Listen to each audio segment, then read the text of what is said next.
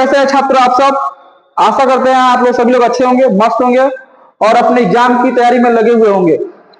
आज जो है हम लोग क्लास 9 का चैप्टर 2 पदार्थों का वर्गीकरण जो है स्टार्ट करने वाले हैं।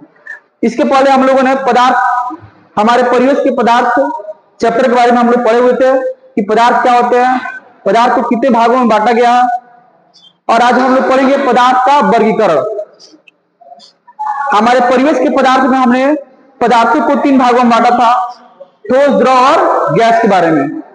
आज हमें पढ़ना है पदार्थ का वर्गीकरण, लेकिन किसके आधार पर वर्गीकरण पढ़ना है यह भी हमें देखना है। तो आइए हम देखते हैं पदार्थ का वर्गीकरण। तो देखिए कह रहा है कि पदार्थ का जो वर्गीकरण है, पदार्थ का वर्गीकरण है वो 2 प्रकार से किया गया है। एक तो भौतिक वर्गीकरण किया गया है और एक क्या कर दिया गया है, रासायनिक वर्गीकरण किया गया। एक किया गया भौतिक वर्गीकरण और एक किया गया रासायनिक वर्गीकरण। तो हमने भौतिक वर्गीकरण में ठोस, द्रव और गैस, ये जो टॉपिक है तीनों हमने क्लास 9 के फर्स्ट चैप्टर में पढ़ा है हमारे परिवेश के पदार्थ में। आगे का जो टॉपिक है हमारा रासायनिक वर्गीकरण। तो रासायनिक वर्गीकरण वाला जो टॉपिक है आज वो हमें क्या करना है, कवर करना है कि पदार्थ को रासायनिक गुण के आधार पर कितने भागों में बांटा गया है, वो कितने प्रकार के होते हैं अर्थात। तो सबसे पहले देखा जाए तो रासायनिक वर्गीकरण के आधार पर पदार्थ कितने प्रकार के होते हैं, 2 पदार्थ के होते हैं। एक तो होता है शुद्ध पदार्थ और एक होता है अशुद्ध पदार्थ, यानी इसको हम मिश्रण भी बोलते हैं। क्या बोलते हैं? मिश्रण भी बोलते हैं। अशुद्ध पदार्थ को हम क्या बोलते हैं? मिश्रण भी बोलते हैं। क्या बोलते हैं? मिश्रण। आइए हम देखते हैं कि शुद्ध पदार्थ जो है, शुद्ध पदार्थ को कितने भागों में बांटा गया है। तो शुद्ध पदार्थ को दोस्तों कितने भागों में बांटा गया है?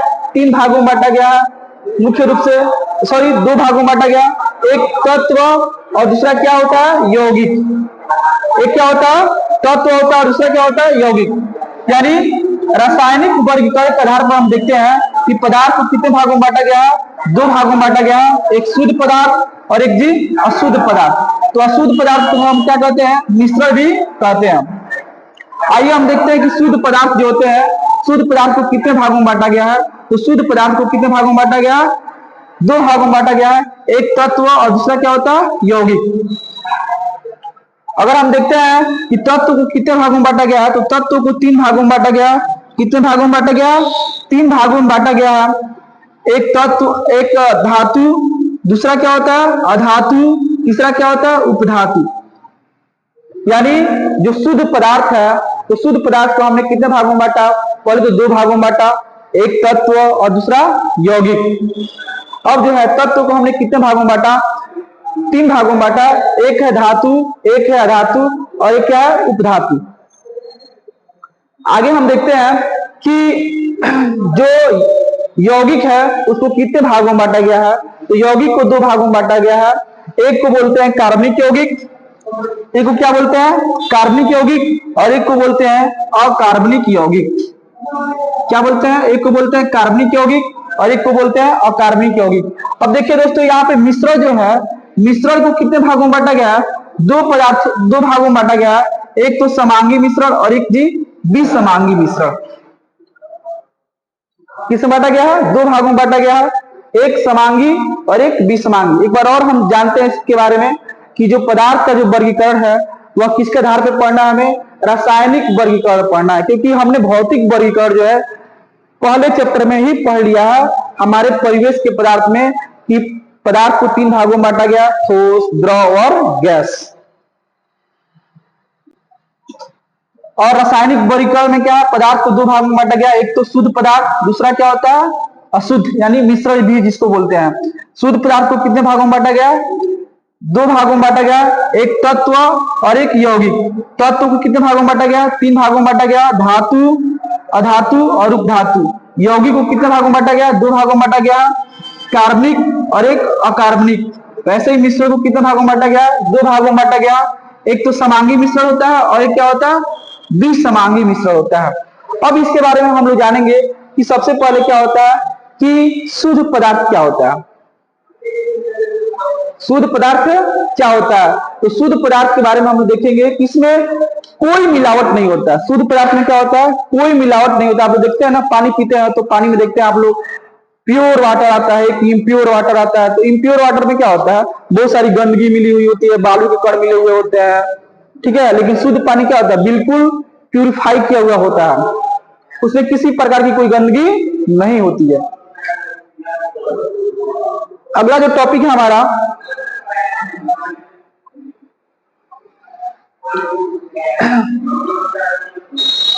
कह रहा है कि रासायनिक संरचना के आधार पर पदार्थ को कितने भागों में बांटा गया है?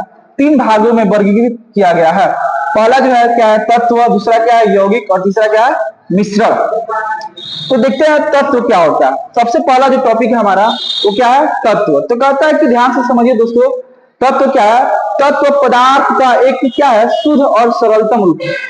यानी कहने के लिए अगर एक शब्द में कहा जाए कि तत्व क्या है, तो हम लोग बोलेंगे क्या? पदार्थ के शुद्धतम रूप को। किसको जी? पदार्थ के शुद्धतम,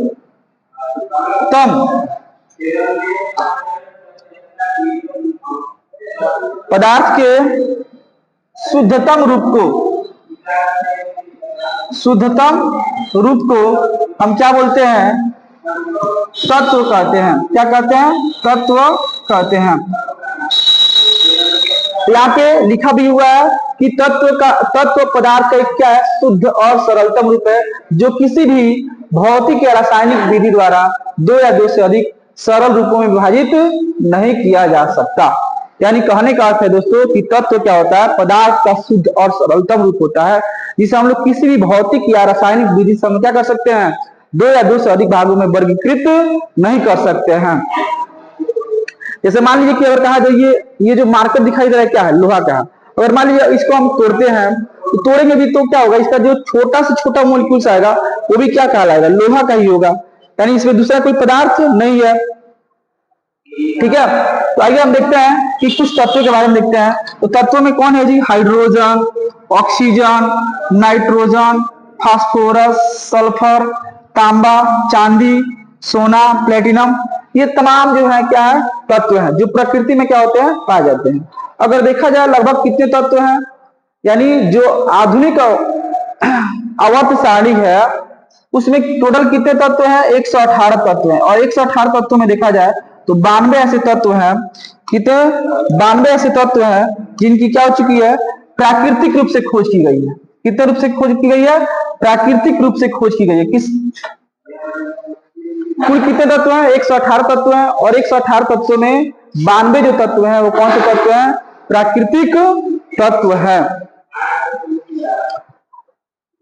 बाकी जो तत्व बचे हुए उनको क्या किया गया है? कृत्रिम रूप से प्रयोगशाला में बनाया गया है।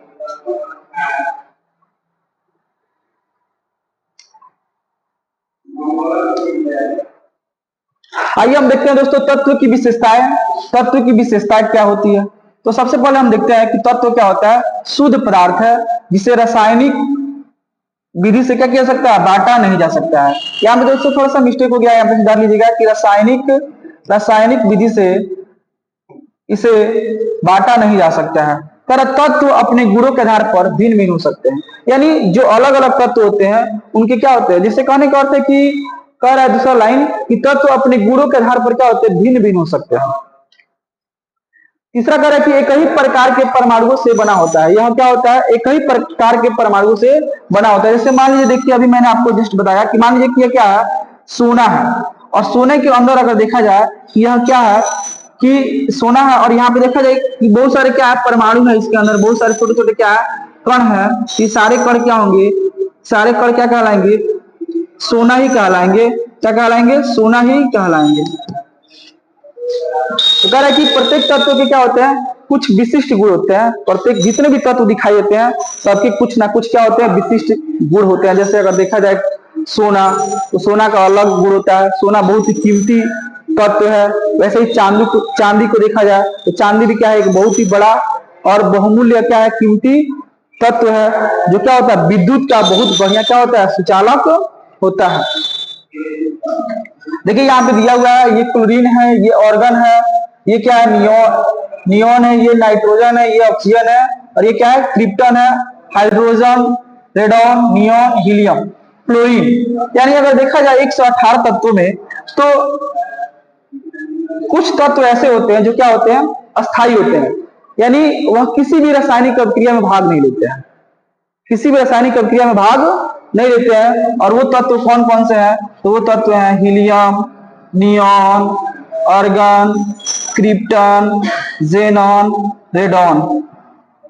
क्या है? हीलियम, हीलियम का परमाणु क्रमांक क्या होता है, 2। यहाँ पर क्या होता है, 10। इसका क्या होता है, 18। इसका क्या होता है, अगर देखिए अगर आपको नहीं आता है तो इसमें 18 में आप क्या कर दीजिए, 18 जोड़ दिए, 18 में 18 जोड़ेंगे तो क्या हो जाएगा, 36। ठीक है, अब इसमें क्या कर दीजिए, अब देखिए ऐसे ही हम क्या कर देंगे, निकाल देंगे बाकी का भी, helium, neon, argon, krypton, xenon और रेडॉन। ये 6 ऐसे तत्व हैं जो किसी भी रासायनिक अभिक्रिया में भाग नहीं लेते हैं, यानी इसको हम क्या बोलते हैं, अस्थायी तत्व कहते हैं। क्या कहते हैं, अस्थायी तत्व कहते हैं। आइए हम देखते हैं तत्वों का वर्गीकरण, यानी तत्वों को कितने भागों में बांटा गया है, 2 भागों में बांटा गया है, मैंने आपको बताया था। लेकिन कहीं कहीं बुक में दिया हुआ होता है कि तत्व को 3 भागों में बांटा गया है। ठीक है, पहला जो हमारा क्या है, धातु है। कह रहा है कि वे तत्व जो क्या करते हैं, इलेक्ट्रॉन का